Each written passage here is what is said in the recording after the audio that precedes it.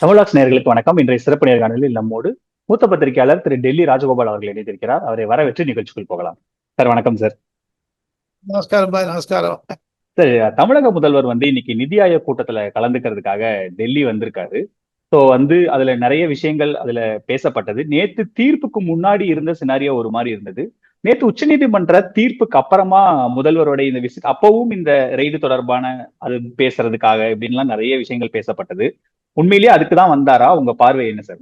தங்களுடைய நேயர்களுக்கு உண்மையை சொல்ல வேண்டும் என்றால், கடந்த 10 நாட்களாக என்போர்ஸ்மெண்ட் டைரக்டரேட் மூலமாக தமிழகத்தில் ஒரு அனல் பறக்கும் பிரச்சாரம் நடந்தது. சமூக வலைதளங்களிலும் பத்திரிகைகளிலும் மற்றும் பொது வாழ்க்கை தளங்களிலும். அதில் பார்த்தால் குறைந்தது 4-5 புதுமுகங்கள் வர ஆரம்பித்து விட்டார்கள். அந்த அந்த புதுமுகத்தெல்லாம் பார்த்தீங்கன்னா உங்களுக்கே ஒரு பயமா இருக்கும். செந்தில், ஆகாஷ் பாஸ்கரன், கார்த்திக், விசாகன் ஐஏஎஸ் ஆபீசர், பல இடத்துல கலெக்டரா இருந்திருக்காரு. இந்த ரிதேஷ், இவங்களும் யாருங்க? பருப்பர் கூட்டமா, இல்ல திராவிட முன்னேற்ற கழகத்தின் பாசறையா, அல்லது திராவிடியன் ஸ்டாக்கா, அது சிந்து சனாதனத்துக்கு விரோதமானவர்களா? யாருமே தெரியலையே. எல்லாமே அவுட் சைட் திஸ் டிஎம்கே. இவங்கெல்லாம் 2019, 17, 18 போன்ற இடங்கள்லாம் சில அரசியல்வாதிகளிடம் நான் பேசும்பொழுது அவருடைய ப்ரொஃபைலை பார்த்தீங்கன்னா சாதாரண குடும்பத்தில் இருந்தவங்க. எனக்கு ஒரு ஒரு நண்பர் சொன்னார், ஒரு திமுகவில் பெரிய பொறுப்பில் இருப்பவர். அவங்கெல்லாம் சைக்கிள் ஆட்டோ, டூ வீலர்னா அந்த ஸ்கூட்டர்ல வர்றாங்க சொன்னா. அதெல்லாம் பாத்தீங்கன்னா ஒரு ஆச்சரியமா இருக்குங்க. எப்படிங்க ஒரு ஷார்ட் பீரியட்ல அரவிந்த் கெஜ்ரிவால் 1 வருஷத்துல, என் டி ராமாராவ் 2 வருஷத்துல சீஃப் மினிஸ்டர் ஆகிடலாம். ஆனா இது 30,000 கோடி 40,000 கோடி எப்படி படிச்சாங்கன்னு தெரியல. இதுக்கெல்லாம் டைவர்ட் ஆயிருக்கு பணம். அதைத்தான் அமித்ஷா எடப்பாடி பழனிசாமியோட பக்கத்துல வச்சிருந்து சொன்னார். அதுதான் விஜய் சொன்னார், மன்னர் ஆட்சின்னு. விஜய்க்கு நிறைய தெரிஞ்சுக்குது என்போர்ஸ்மெண்ட் டைரக்டரேட்டை விட. எல்லாத்த விட நம்ம பழனிவேல் தியாகராஜன் நல்ல மோப்பம் பிடிச்சிட்டாரு. என்ன ஃபாரின்ல வேலை செஞ்சிருக்காரு, இன்வெஸ்டர் பேங்கா இருந்தாரு. என்ன சொல்றாங்களே, அட்வான்ஸ் பண்ணக்கூடிய இடத்துல பேங்க்ல சிங்கப்பூர்ல இருந்திருக்காரு. அவர் நல்ல மோப்பம் பிடிச்சிட்டாரு. ஆக மொத்தம் 3 வருடங்களுக்கு 4 வருடங்களுக்கு முன்னதாக பழனிவேல் தியாகராஜன் சொன்னது 2025 மே மாதம் 10 தேதியிலிருந்து பறக்க ஆரம்பிச்சிடுச்சுங்க. அதுதான் பேக்ரவுண்டு என்ன பொறுத்த மட்டும். இதை இப்ப முதல்வருடைய இந்த டெல்லி விசிட், இந்த ரெய்ட்ல இருந்து கட்சியை காப்பாத்துறதுக்கு, இது தொடர்பா விவாதிக்கிறதுக்குங்கிற மாதிரியான ஒரு பார்வை தான் சொல்லப்பட்டது நேத்து அமலாக்கத்துறையுடைய அந்த விசாரணைக்கு தடைக்கு முன்னாடி. ஆனா இன்னைக்கு முதல்வர் இனிமே அந்த மாதிரி எதுவுமே இல்லாம, ஏன்னா விசாரணை நடக்கல. சோ முதல்வரோட விசிட் நிதி ஆயோக் அப்படின்ற மாதிரி தான் அதை நம்ம எடுத்துக்கணும். அதுக்கு நாம அவர் ரெய்டுக்காக தான் வராரு, அது தொடர்பா காம்ப்ரமைஸ் பண்ணதான் வராரு, வெள்ளக்கொடை எடுத்துட்டு வராரு, இப்படி எல்லாம் விமர்சிக்கிறது சரிதானா? எங்க பிரைம் மினிஸ்டர் 13 வருஷம் சீஃப் மினிஸ்டர் இருந்தவர். ஒரு அரசியலில் ஒரு மாபெரும் இயக்கத்தை நடத்தி கொண்டு வந்தார். காங்கிரஸ் என்ற கட்சியை வீழ்த்தினார். நான் க்ளோஸ்லி ஃபாலோயிங் டெல்லி டெவலப்மெண்ட்ஸ்னால் நான் சொல்ல முடியுது, நரேந்திர மோடிக்கு இருக்கக்கூடிய ஒரு ஒருங்கிணைப்பு, ஆளுமை, மாண்பு எல்லாமே 10ல் 1 பங்கு கூட இல்லைங்க ஸ்டாலினுக்கு. He may be in public life for 50 years. But Narendra மோடியுடைய பின்னணி பாருங்க. ஒரு குடும்பத்துல ஆளுங்களே 10-11 வருஷமா பிரைம் மினிஸ்டர் ஆபீஸ்ல சேர்க்கவே இல்லைங்க. வேற ஐயா கருணாநிதி அவர்களை நான் நன்கு அறிவேன். அவருடைய கார்ல நிறைய தரம் போயிருக்கேன். ஆற்காடு வீராசாமி, முரசொலி மாரெல்லாம் பக்கத்துல இருப்பாங்க. நாங்க 4 பேரும் டிராவல் பண்ணுவோம். அப்பெல்லாம் நிறைய விஷயம் அவருக்கு இருந்த ஒரு கிரிப், பிடிப்பு ஸ்டாலின் கிட்ட இல்லைன்னு தெரியுது. காரணம் பையனை எப்படி விட்டார். பையனுடைய பண்ணத்தினால அப்பாவுக்கு தகராறு. இதனாலதான் டெல்லிக்கு வந்திருக்காருன்னு சில பேர் சொல்லுவதில் சில உண்மைகள் இருந்தாலும், சுப்ரீம் கோர்ட்டினுடைய ஒரு ஒரு தற்காலிக தடை ஒரு வெற்றி நடை போடுவதற்காக இருந்தாலும், மு.க. ஸ்டாலினுடைய ஒரு அழுத்தத்தை நான் புரிந்து கொள்ள முடிகிறது. காரணம், அவருடைய மனதில் இருக்கக்கூடிய சஞ்சலங்களை எல்லாம், அவர் மனதில் இருக்கக்கூடிய இன்னல்களை எல்லாம் நான் உணர முடிகிறது. காரணம், அவருக்கு தூக்கம் வரலைங்கிறாரு. தடால் எந்த மந்திரி எதை சொல்லுவாரு எனக்கு தெரியாதுங்கிறாரு. இப்ப பாருங்க, தடால்னு 3 கூட்டத்தை வராத 4வது கூட்டத்தை எதுக்கு வந்திருக்காரு? இதுக்கு யானை வரும் முன்னே மணி ஓசை வரும் பின்னேங்கிற மாதிரி ம். நேற்று முன்தினம் அமித்ஷாவையும் நிர்மலா சீதாராமனையும் கனிமொழி பார்த்துட்டு போயிருக்காங்க. ரஷ்யா போறதுக்கு முன்னாடி பாத்துட்டு போனாங்க சார். ஆ? ரஷ்யா போறதுக்கு முன்னாடி பாத்துட்டு போனாங்க. ஆமாம் ஆமா ஆமா. அது நீதி ஆயோக் கூட்டத்துக்கு வரதுக்கு முன்னாடி அவங்க பார்த்ததுலயும் ஒரு சம்பந்தம் இருக்குன்னு அதையும் சொல்றாங்கல்ல. ம். அரசியல் வாய்ப்புகளுக்கு வாயை அடைப்பதுக்கு ஊர்வாயை மூடலாம், ஒலைவாயை மூடலாம், ஊர்வாயை மூட முடியாது. தமிழ்ல ஒரு பழமொழி இருக்கு. அந்த மாதிரி கனிமொழி பார்த்ததில் ஏதோ கிசு கிசு இருப்பதாகத்தான் சொல்லுகிறார்கள். எது இருப்பினும் என்னை ம். பொறுத்து மட்டும் பார்த்துக்க. போக போக கௌதம் ஒன்னே ஒன்று சொல்றேன். ஏதோ ஒரு விஷயம் இருக்குங்க, இல்லாமனா அவர் வந்துக்க மாட்டாங்க. ம். ஆனா என்னன்னா சார் இப்ப ஆ. இது நடுவுல மருமகனும் டெல்லியில் இருந்ததாக நான் மிக மிக உயர் வட்டாரத்தில் கேள்விப்படுகிறேன். அவரும் சில முக்கியஸ்தர்களை சந்தித்ததாகவும் கேள்விப்படுகிறேன். ஸோ ஆக ம். மொத்தம் லண்டன்ல நீங்க வந்துட்டாரே. சரி இப்ப ஆனா என்னன்னா இப்போ சொல்லுங்க சொல்லுங்க சார் சொல்லுங்க. பொறுத்த மட்டும் குடும்பத்திலே there is vertical split, there is hmm. Earthquake in the family.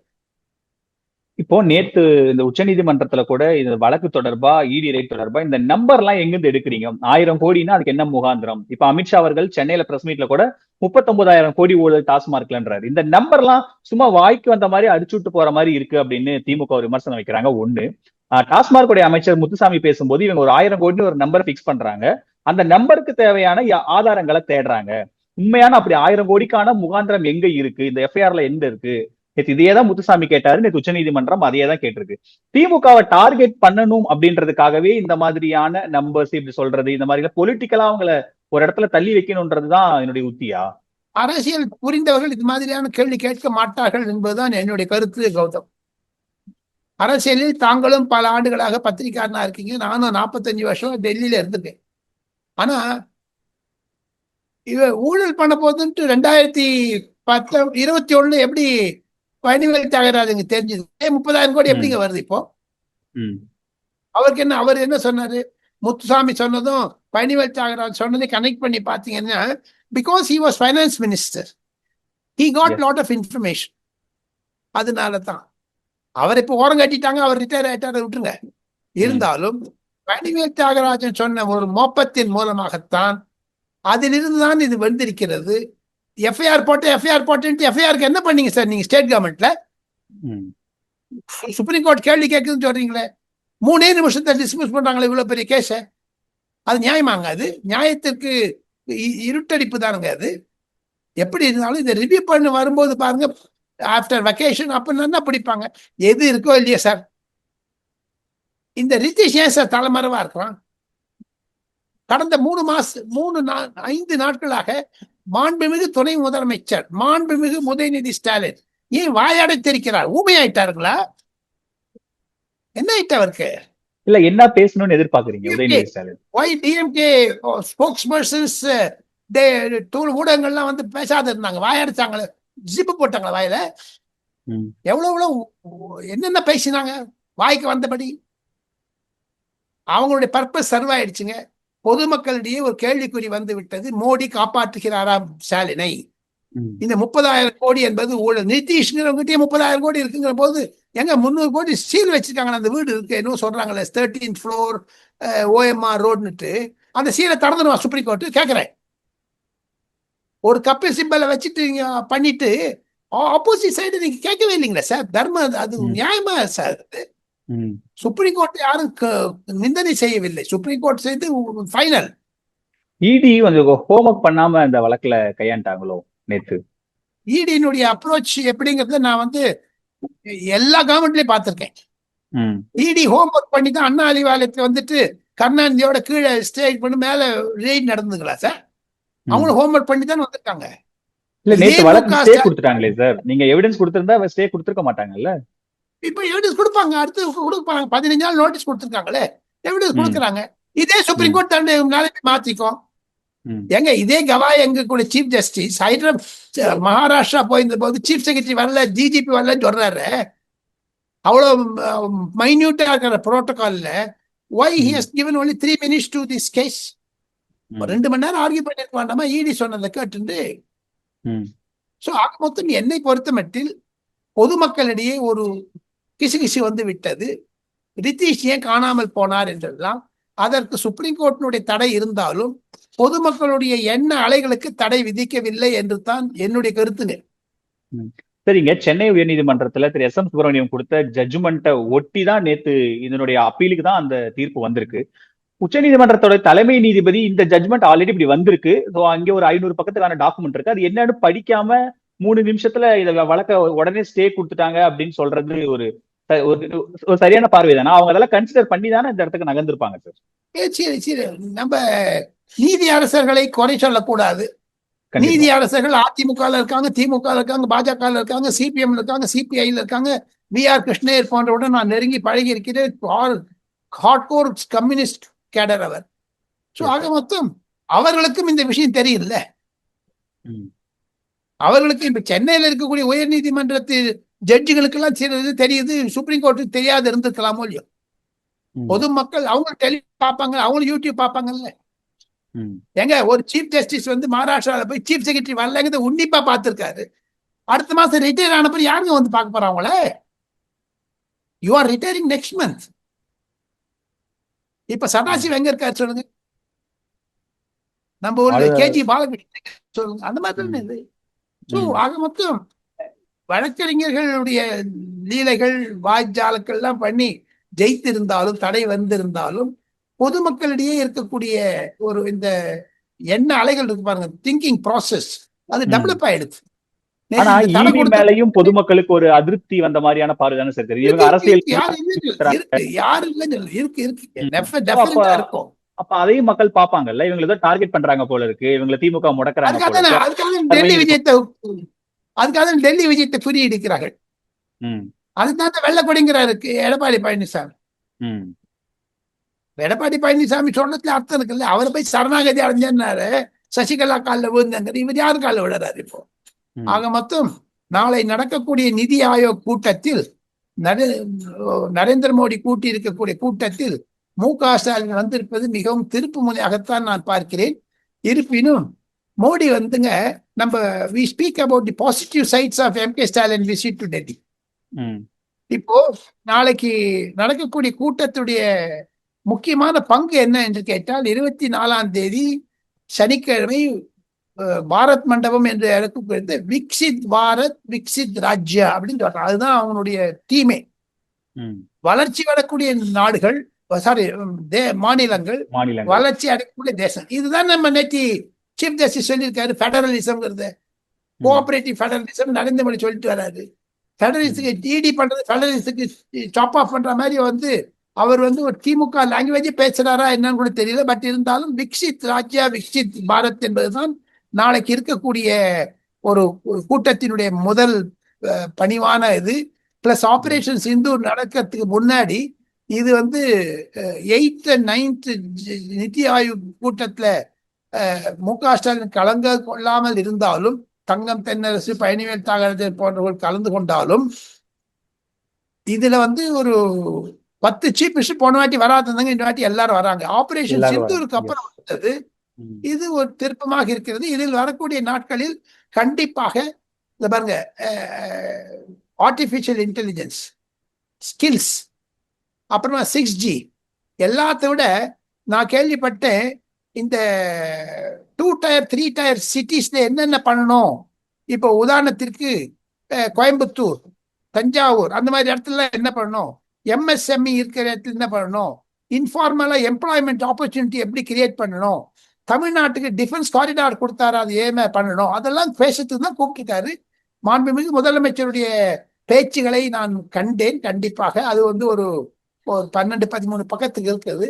நாளைக்கு அவருடைய பேச்சை பிரசன்ட் பண்ணிடுவாரு. அதுல இருந்து ஒரு விவாதங்கள் வரும். இது ஒரு தமிழகத்திற்கு முன்னேற்ற பாதையில் எடுத்து செல்லும் என்று தான் நான் நினைக்கிறேன்.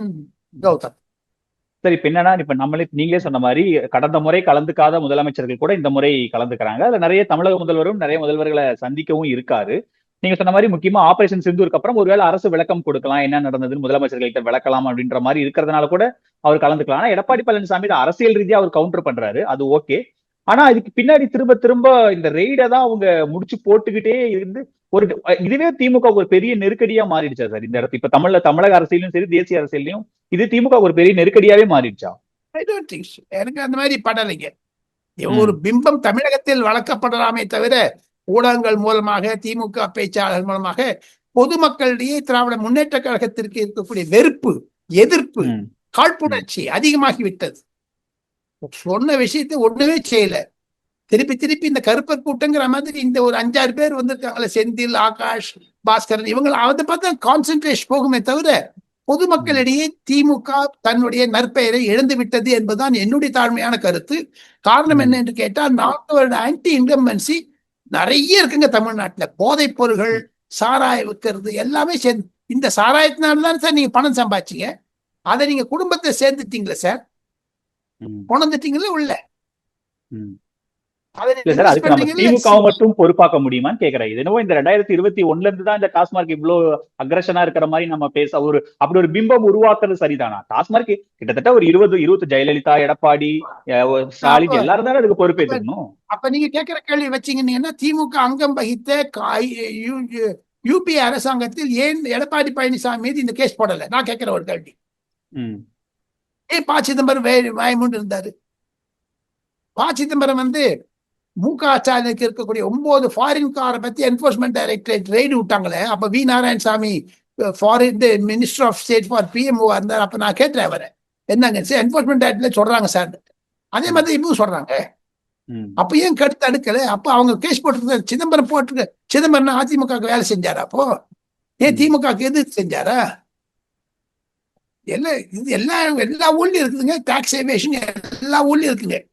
ம், கண்டுபிடிப்பது நரேந்திர மோடி பாருங்க, 3 வருஷங்களாக சாராய ஊழல் அரசியலில் கலந்து விட்டதை டெல்லி அரவிந்த் கெஜ்ரிவால் மூலமாகவும், பூபேஷ் பகல் சத்தீஸ்கர் மூலமாகவும் வெளிக்கொண்டு வந்து விட்டார். அதில் தமிழகமும் இணைந்து விட்டதை குறித்து தான் வருத்தம் அடைகிறேன். நான் தமிழன், ம், நான் ம். பச்சை தமிழன். சரி, இப்போ என்னன்னா நீங்க சொன்ன மாதிரி ஆட்சி ஆரம்பிச்ச புதுசுல பிடிஆரோட ஒரு ஆடியோ ஒரு பெரிய புயலை கிளப்புச்சு. அதுக்கப்புறம் அது அப்படியே கொஞ்சம் சட்டில்ட் ஆச்சு. அதுக்கப்புறம் ஜி ஸ்கொயர் விவகாரம் ஒரு பெரிய பேசுபொருளா மாறிச்சு. திமுகவுடைய பல கோடி ரூபாய் பணம் வந்து ஜி ஸ்கொயர்ல முதலீடு செய்யப்பட்டிருக்கு அப்படின்லாம் பேசினாங்க. அதுக்கப்புறமும் அதுக்கு இடி விசாரணைக்கு வந்தாங்க. அதுக்கப்புறம் நடந்தது. அதுக்கப்புறம் அதுவும் ஒரு பக்கம் அந்த கேஸோட டெவலப்மெண்ட் என்ன அப்படின்னு தெரியல. கடந்த தேர்தல்ல ஜாஃபர் சாதிக் திமுக அயலகணியில இருக்காரு. ஜாஃபர் சாதிக் அவர் போதைப் பொருள் எல்லாம் கடத்துறாரு. அதுக்கும் திமுகவுக்கும் ஒரு பெரிய லிங்க் இருக்குன்ற ஒரு பெரிய நெரேட்டிவ் இருந்தது. அதை ஒட்டி நிறைய திமுகவை டார்கெட் பண்ணாரு அண்ணாமலை. அந்த கேஸோட அவர் வெளியில இருக்காரு. ஜாஃபர் சாதிக் ஜாமீன்ல வெளியில இருக்காரு. இப்ப எப்ப டாஸ்மார்க் வந்திருக்கு. சோ திமுகவும் தொடர்ச்சியா இது பண்றாங்க. அதுக்கப்புறம் அது அப்படியே டைலூட் ஆயிடுது. சோ இதை வச்சு திமுகவை அரசியல் ரீதியா வீழ்த்த முடியலங்கிறது தானே 2024 தேர்தல் முடிவு நமக்கு தெரியுது சார். அது 2026 ஜூலை மாதம் நாம் இருவரும் ஒரு தொலைக்காட்சி வைத்து பேசினால் அது வெற்றி அடைகிறதோ தோல்வி அடைகிறதோ பார்க்கலாம். என்னுடைய ம், ரீதியாக பார்த்தா, நேற்று எங்க சுப்ரீம் கோர்ட் ஸ்டே கொடுத்தாங்க சார்? ஆன்கோயிங் ம், ப்ராசஸ்ல கோர்ட்டு போட்டு தானே பண்ணாங்க. இல்ல அப்படின்னா இந்த இன்னைக்கு நிதிஷ் கைதா இருப்பாரா இல்லையா சொல்லுங்க? ம், ம், ஏன் அந்த அந்த செந்தில் கைதா இருப்பார், ஆனந்த் பாஸ்கர் கைதா இருப்பாரா சொல்லுங்க? ஏதோ மூகா முத்துனுடைய பேரனுக்கு ஒய்ஃபு கல்யாணம், திருச்சி கான்சென்ட்ரேஷன், இதெல்லாம் உடான் சொல்றாங்களே யூடியூப்ல, எல்லாமே ஒரு சாட்சியுடன் தான் எவிடன்ஸ் தான் சொல்றாங்க. நான் ம், பல ஊடகங்களில் பங்கேற்பதை தவிர ஆங்கில ஊடகங்களுக்கு நான் ஆலோசகராக டெல்லியில் இருப்பதனால் எனக்கு வரக்கூடிய தகவல்களை வைத்துக் கொண்டு ஒரே ஒன்று, இன்று தேர்தல் நடந்தால் தமிழகத்திலும் சரி அகில இந்தியாவிலும் சரி, இன்று after operation Sindoor, after Senthil Balaji Ponmudi resignation, Dravida Munnetra Kazhagam படுதோல்வி அடையும் என்பதுதான் எங்களுக்கு கிடைக்கக்கூடிய கணக்குகள். நரேந்திர ம், மோடி குறைந்தது 400 சீட் வெற்றி பெறுவார் என்று எப்படி ராஜீவ் காந்திக்கு வெற்றி பெறுந்தாரோ 1991 அந்த மாதிரியான சுச்சுவேஷன் வளர்ந்துட்டு இருக்குங்க. தமிழ்நாட்டுல நீர் பூக்காத நெருப்பு மாதிரி இருக்குங்க. எடப்பாடி ம், பழனிசாமிக்கு நல்ல வரவேற்பு இருக்கு. அதெல்லாம் எப்படி கேஷ் பண்ண போறாங்களோ தெரியல, பாலிடிக்ஸ் பண்ண போறாங்களோ தெரியல. அது நடுவில் இந்த ம், உதயநிதியை ப்ரமோட் பண்ணது திமுக இருக்கவங்களுக்கு பல பேருக்கு எதிர்க்க வினையாகி இருக்கிறது. ம், சினிமால டிவிஷன் ஆயிடுச்சு, அரசியல்ல டிவிஷன் ஆயிடுச்சு. திமுக இருக்கக்கூடிய பல அமைச்சர்கள், பல எம்பிக்களுடைய சாராய தொழிற்சாலைகளை வந்து மாறிட்டாங்க. நீங்க ஜி ஸ்கொயர் சொன்னீங்களே, ரியல் எஸ்டேட், எத்தனை பேர் எத்தனை பேர் காலேஜ் வச்சிருக்காங்க? அது திராவிட மாடலா இது? திராவிடின் ஸ்டாக் நீங்க எழுதிக்கிறாங்க, ஷர்ட் போட்டு வராங்களே, அதெல்லாம் பொதுமக்கள் பார்த்துட்டு இருக்காங்க சார்.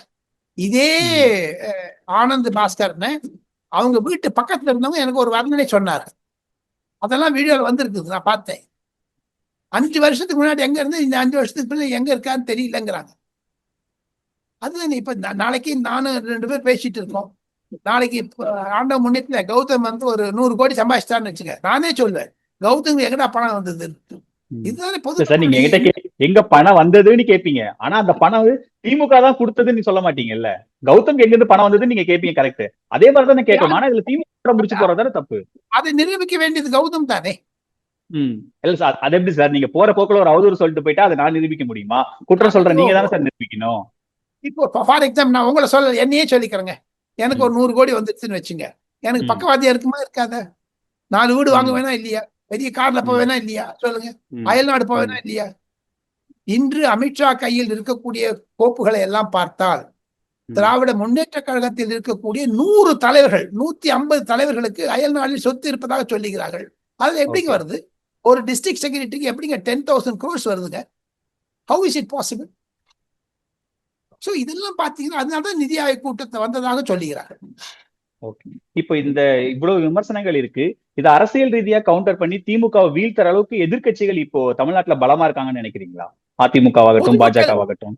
பொதுமக்களிடையே இருக்கக்கூடிய விரோதம் எதிர்க்கட்சிகளை ஒருமைப்படுத்தும், ஒன்றுமைப்படுத்தும். இல்ல சார், அதை கேபிட்டலைஸ் பண்ணணும் இல்ல, அந்த இடத்துல எடப்பாடி இருக்காரான்னு கேக்குறேன். அது அக்டோபர் நவம்பர்ல தெரியும். அந்த இடத்துல விஜய் இருக்காரு. நான் உங்களை கேட்கிறேன், அந்த இடத்துல விஜய் இருக்காரா? இல்ல. அந்த இடத்துல எடப்பாடி இருக்காரா? இல்ல. ஆனா பொதுமக்களுடைய அழுத்தம் உருவாச்சுன்னா அது நேச்சுரலா வந்து ஆன்டி இன்கம் பேங்க்ஸ்ங்க ஒரு சுனாமி மாதிரி அடிக்குங்க. நான் குறைந்தது 10 தேர்தல் பார்த்திருக்கேன். 1967ல இருந்து தமிழ்நாடு எலெக்ஷன், 1971ல இருந்து லோக்சபா எலெக்ஷன் பார்த்திருக்கேன். Any time it may click. Sir ஒன்னே ஒண்ணுங்க, 2013 கோவாவில் நடந்த பாஜகவினுடைய பொதுக்குழுவில் நரேந்திர மோடியை பிரதமராக்க வேண்டும் என்று சொன்னார்கள்.